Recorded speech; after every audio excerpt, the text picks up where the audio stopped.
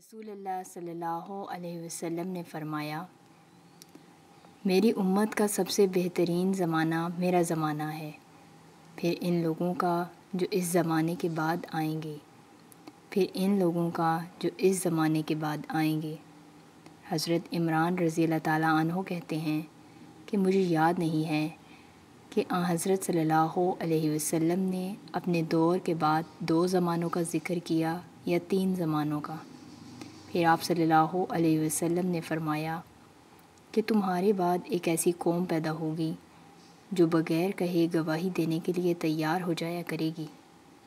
اور ان میں خیانت اور چوری اتنی عام ہو جائے گی کہ ان پر کسی قسم کا بھروسہ باقی نہیں رہے گا،